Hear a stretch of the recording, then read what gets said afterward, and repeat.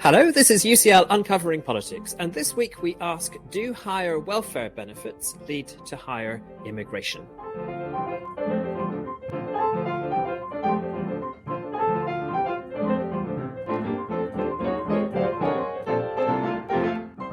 Hello, my name is Alan Rennick, and welcome to UCL Uncovering Politics, the podcast of the School of Public Policy and Department of Political Science at University College London.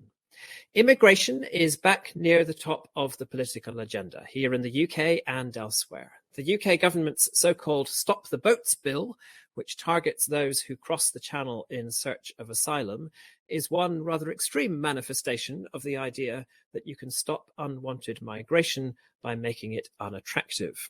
A wider expression of the same view is the concept of benefit tourism, the idea that migrants are more likely to come if welfare benefits are higher, and that you can therefore reduce immigration by keeping benefits low.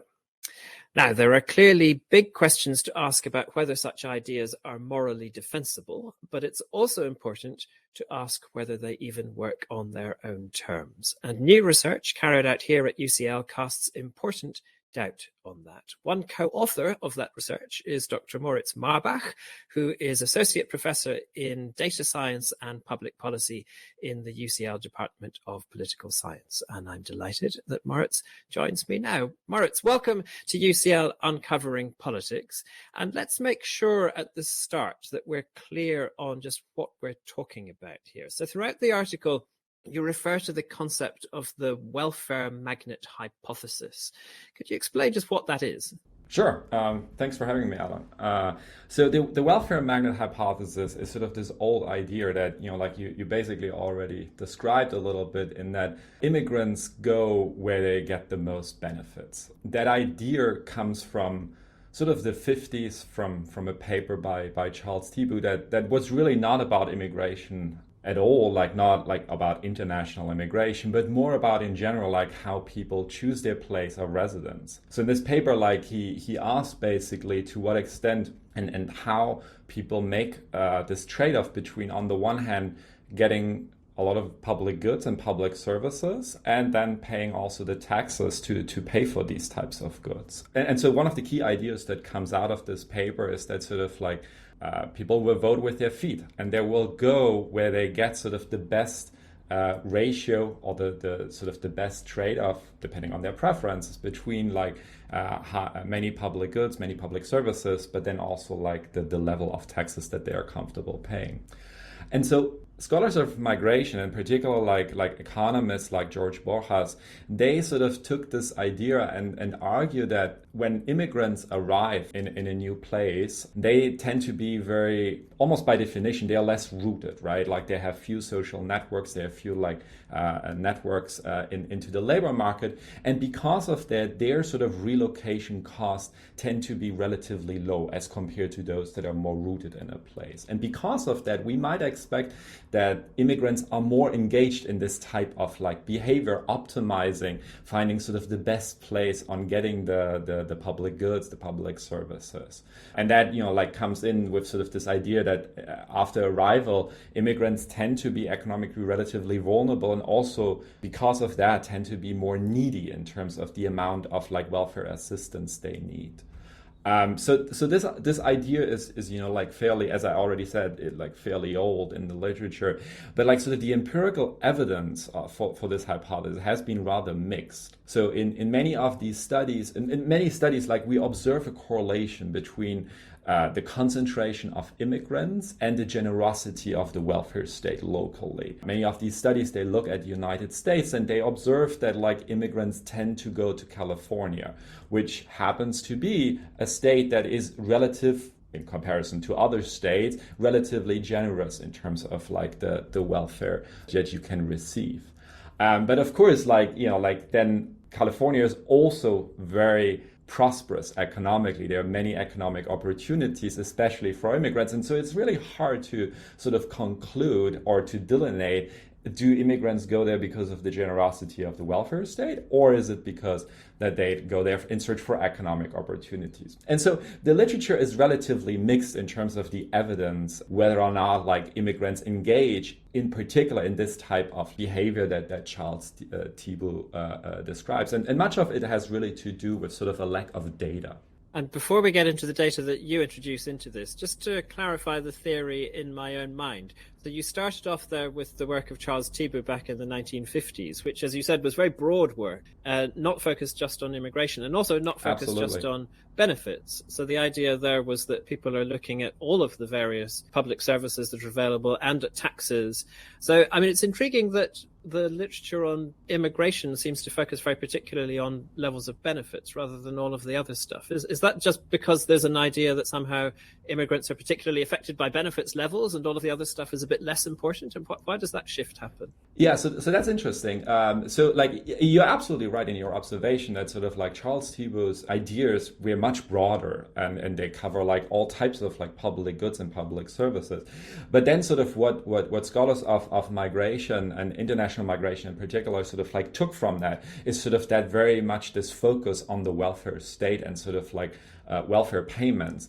And I don't know how that happened in particular, why this sort of like focus on this particular type. But I think, you know, like much of it might also be like just data availability, because measuring sort of like public good provisions locally and public service provision locally is often relatively hard. And one of the things that we to some degree may have is the amount of money spent on welfare. I think that's sort of like where sort of can see why this might have happened in the literature, but like it's definitely a gap. Like I think, you know, like there's very little research on other types of public good and public goods and to what extent they are important in the immigration calculus. There's always more research to be done.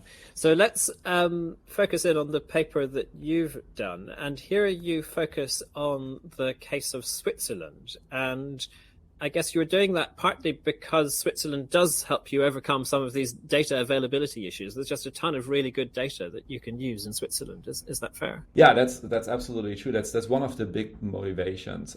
So like in the case of Switzerland, we have access to administrative data collected by the government to administer the social benefits system. We have data that basically covers everyone. So we know like how much you received if you're on welfare in Switzerland. We know how much you receive, your demographics and all of that. So like we know a lot about like those receiving welfare in Switzerland. And then we studied the period of 2005 to 2015 because this is sort of like where the data has been available, been available by the Swiss government.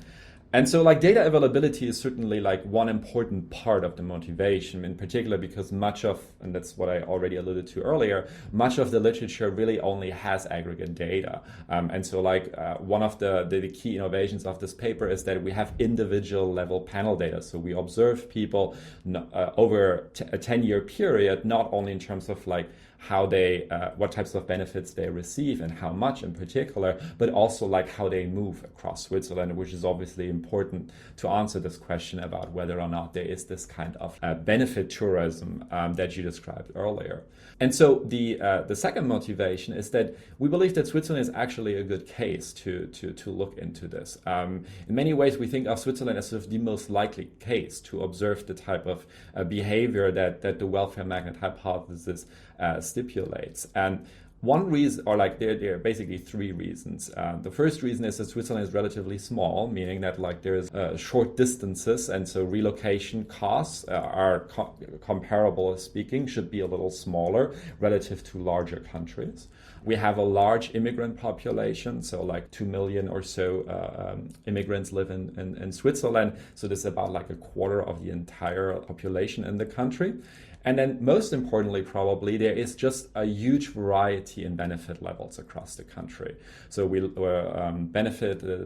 benefit system basically is completely in the hands, or largely in the hands of the municipalities.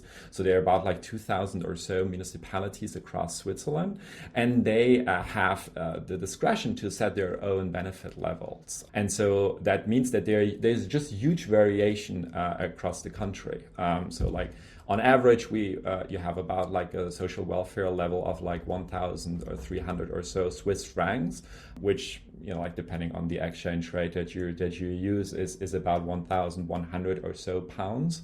That's the average, but then there is variation that it goes like below 750 francs to up to twice the average amount that you get in some municipalities. And so that variation is very useful because it means that the incentives to engage in sort of welfare migration, right, are actually relatively huge because of these large differences between municipalities.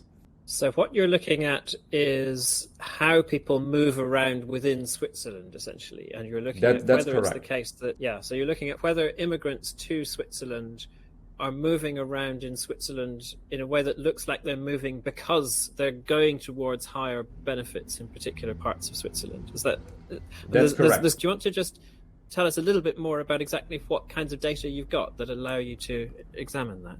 Right. So what we do is we're looking at changes in benefit rates. So over this like 10-year period, municipalities started to transition into what is called the SCO standard. So because of that variation in benefits levels across Switzerland, the national government, in support with a non-government organization that's called SCOs, to align benefit levels. So there is this idea that, there should be some harmonization and sort of more similar benefit rates across the board. And so over the last couple of almost like 2 decades now, municipalities start to transition into this common standard. And that process is largely due to cantonal legislation. So cantons you can think of them as like states in the United States. So they sit in between the national government and a municipality level.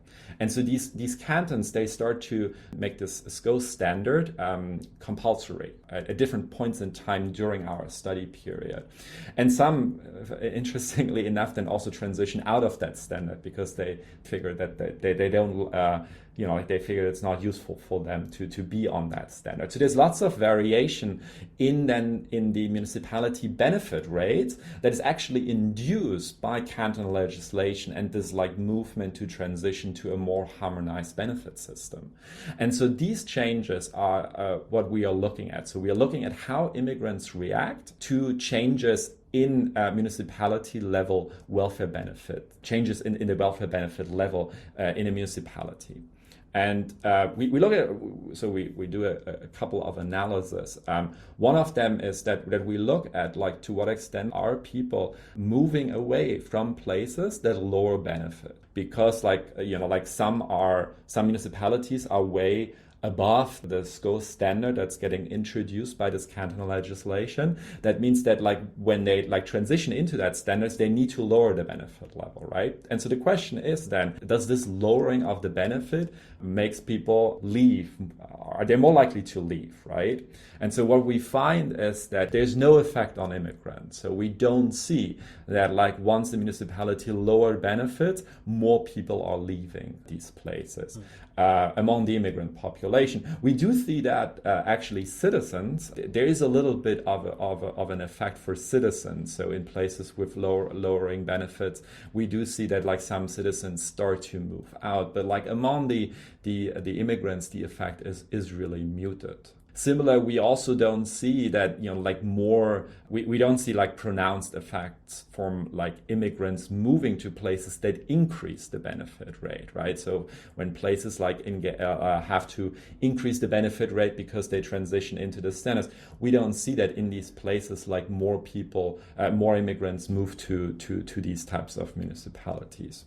And the last part of the analysis is sort of that we see to what extent if people do move. So if immigrants on welfare move, do they tend to get more money after moving, right? Do they realize the potential gains that they could get by moving? And so what we see is that after a move, on average, immigrants tend to get about 22 Swiss francs more as compared to before the move. This compares to about 15 or so Swiss francs for citizens. So this is monthly. Depending on the exchange rate you're using, we are looking at about a little less than maybe 20 pounds or so for immigrants more per month after they relocate. And this is sort of like a really small effect if you think about sort of this huge variation in Switzerland. So like, like if we not only looking at the extremes, but like even like looking at municipalities that,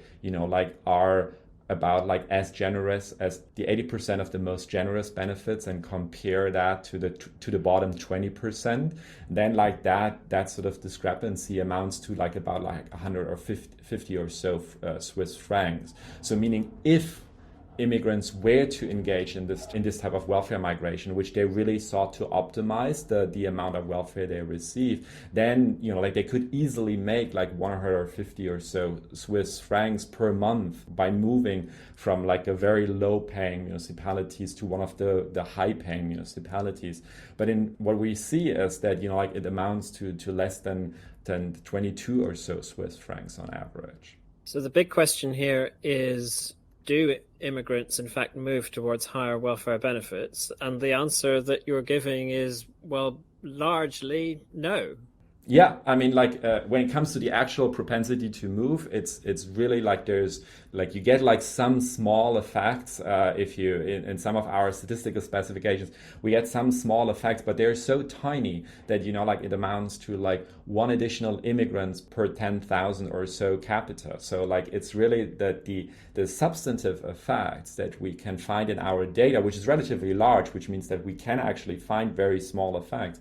But in substantive terms, these effects are so minor that it's negligible. And then, of course, like when it comes to the actual payouts in terms of like the additional amount received by relocating, again, they are so low and they are like, it doesn't look like that the idea of like that the amount of social welfare you can get in a place is an important part of the migration calculus that immigrants do when they decide on where to relocate within Switzerland. What is going on then? Was Charles Thibault just wrong? Are people just kind of randomly moving around the country without any order? Or is there something else that is actually shaping their movements around the country? Yeah, of course not. I mean, like people don't move randomly. So like one of the best predictors is co-ethnic networks. So like we, in our data, which is like immigrants and citizens on welfare, we see that one of the best predictors is that they move to places in which they have like many co-ethnics and in which housing costs are low. So those are like the two most important predictors that we can find. The unemployment rate, interestingly, is not so much of a predictor. It's one of the things that, like probably like people like immediately think of, that sort of like, like places with less unemployment are very attractive. We don't see much of an effect there, but that's largely because of the low baseline. Like unemployment is so low, in particular during the period that we study in Switzerland, that it's sort of like not very predictive for the patterns of migration among welfare recipients. But housing costs are, and like the co-ethnic networks. And it's interesting because we were talking earlier about how there seems to be this shift in the literature from Thibault's very wide spectrum of interest to the narrow focus on the benefits. And essentially what you were saying is, yeah, that focus is too narrow. It's not just benefits that people are thinking about. Actually, they're thinking about all of the other things that everyone thinks about in their life, about what might shape their well-being, and all of these factors come into their decision about where they're going to locate themselves. Yeah, so like Charles Thibault was particularly like interested in understanding like this idea of like how much public goods and services you like per tax dollar, basically, right? I think it's not correct to characterize that he was like interested in sort of like lining up all the pull and push factors, right, that also play a role. Like certainly people don't just engage in migration and purely to like public goods are not like, it's only one of the factors that may come into a migration calculus. But of course, there are other important factors. And like, it was not of like, I mean, like Charles Thibault was not engaged into trying to sort of like enumerate all these factors. Like his interest was in this particular question between the trade-off of public goods and tax dollars, and then also like how actually municipalities react to, how local units react to or engage into sort of competition and what it means to public good provision. Can we generalize from Switzerland? So you're focusing here very much on Switzerland and movements within Switzerland. Can we generalize to movements within other countries and indeed thinking about movements between other countries as well? Right. So that's an important question. So we as you rightly point out, like we study like subnational welfare migration, or the movement of those on welfare in the Swiss context. We think of this case as the most likely case to find this type of behavior that scholars that subscribe to the welfare magnet hypothesis, that Switzerland is sort of a good case and gives us the ability to detect this type of behavior because it's sort of like the most likely case. So in that sense, like we think it's plausible to argue that we sort of identify an upper bound here. So if anything, the effects we find in Switzerland, they should sort of like be an upper bound in other contexts in which the differences between the amount of social welfare benefits you can get are certainly like much smaller, right? Like few countries have these huge differences locally in terms of like the benefit levels. And so in that sense, like we think of it as sort of an upper bound for subnational welfare migration. But you're right that it could be that when it comes to international migration, so when people cross national borders, that the calculus could be different for immigrants. And we certainly need more research on that. But the fact that the differences between the local level units, the municipalities, and the benefit levels, that these are so large that they come close to sort of the differences we observe across countries, it is not like too far-fetched to take this evidence as suggestive that there is probably also not much of this type of benefit tourism across countries. But it is something that we need to study more closely, and where we just need much better data from governments, which is frankly often not available. And so like it's hard to sort of look into this in more than a few countries that happen to provide such data for research. And presumably often moving from one country to another country is just much more costly. It's much more hassle, there's much more change. So you would expect that side of the equation potentially to be much harder for cross-country migration than for what you're seeing in Switzerland, which would lead Absolutely. you to again expect that the effects might be smaller than you're finding. I mean, even smaller than you're finding. Exactly, like even smaller than we're migration. finding. Like among the small effects that we do find, like we would expect them to be even smaller. But you're absolutely right. When it comes to cross-national migration, the costs are much larger typically than within-country migration, right? So in addition to just the pure physical relocation costs, we are like also talking about like costs in terms of language learning and adjustments to like the new like institutional environment, et cetera. So like you're absolutely right. The costs of international moves are much larger typically than like subnational moves. Okay, so what should policymakers learn from this analysis? We've been talking about the methodology and the political science of this, but there are important policy implications from this work as well. Yeah, so I think like it's interesting that like when you look at sort of like across Europe in the last couple of years, the welfare magnet hypothesis has really shaped policy making quite a bit. In particular, like in the context of the 2015-2016 refugee protection crisis across Europe, you really see that like governments are concerned that immigrants, or in that particular context, asylum seekers, only come because of the welfare state. And so like many countries engaged in sort of this like race to the bottom nationally, but then also like subnationally in order to deter immigrants from coming. So they lowered benefit levels, or they tightened eligibility requirements, hoping that this is sort of like leads like asylum seekers to be less likely to come and seek asylum in a particular country. And so this obviously, like has huge consequences, not only for the asylum seekers and for immigrants more generally, but like also for everyone else on welfare if you tighten eligibility requirements and cut welfare benefit rates across the board, right? And so like I think what our paper really brings to is just take a step back and actually check to what extent we can actually find evidence of this type of behavior, and to what extent lowering benefit levels actually deters immigrants from going somewhere, or like whether it pushes immigrants to leave a certain place. And so I think much of this, like of our research shows that probably not. It seems that there's very little evidence that that these types of policies have any sort of measurable effect when it comes to sort of the intent, like the intention of like deterring and having people not moving to a particular place. But of course, it has huge consequences then for those people being affected, right? So like when you lower social benefit rates, you might push people into poverty eventually with all the consequences that then has. Does that apply in the UK as well? I'm just thinking back to the 2016 Brexit referendum, which our conversations often go back to that. And in the run-up to that, there was a lot of talk about how the UK, because it has a non-contributory benefit system, because you get the benefits as soon as you arrive in the country, pretty much. You don't have to build up the period of working within the country before you're entitled to those benefits, that somehow the UK was uniquely attractive to people who might be engaged in benefits tourism. And therefore, David Cameron at that time was seeking to change the benefit system so that people from outside the UK could be excluded while people in the UK were still getting the same benefits as previously. And I guess, that's a line of thinking that we have continued to see in the years since the referendum.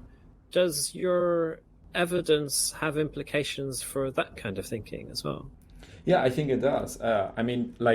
At this point, right, there is this condition, like when, across most immigration tracks in the UK, there is this conditional that you don't have the recourse to access public funds for a good amount of years. It depends on which immigration track, which visa track you're on. But like for most, you're not allowed to access public funds, right? And so there's no recourse to public funds or NFPF condition is largely sort of like comes out from exactly that type of thinking that you just described. But then as a consequence, what we now observe locally across the United Kingdom, in particular in England, is that we now start seeing this sort of parallel welfare state on the local level. So local authorities still have the responsibility to support those in need, in particular when it comes to families in need and people affected by serious health conditions. They still are required by law to support independent of your immigration status. And so now what happens is that you see on the local level, so local authorities across the United Kingdom, that since they have to support these people in some way, there is now a huge variety in how the support is realized.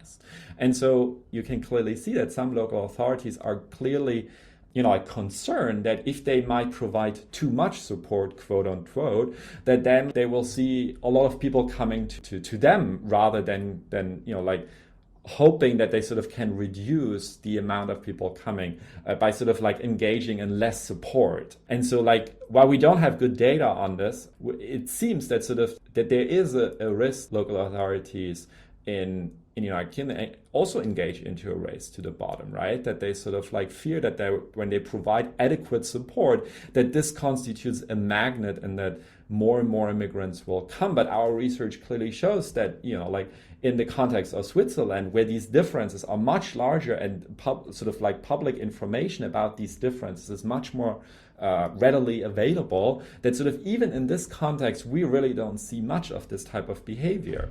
Other factors like co-ethnic networks and housing costs, those are the relevant pieces, right? So I think what's important for the United Kingdom here to sort of take into account is really that because of that parallel welfare state on the local level, it is sort of probably not a good idea not to provide the adequate support for those in need on the local level, purely because of this concern that this will attract more people to come to a particular local authority or like a council or a borough or something.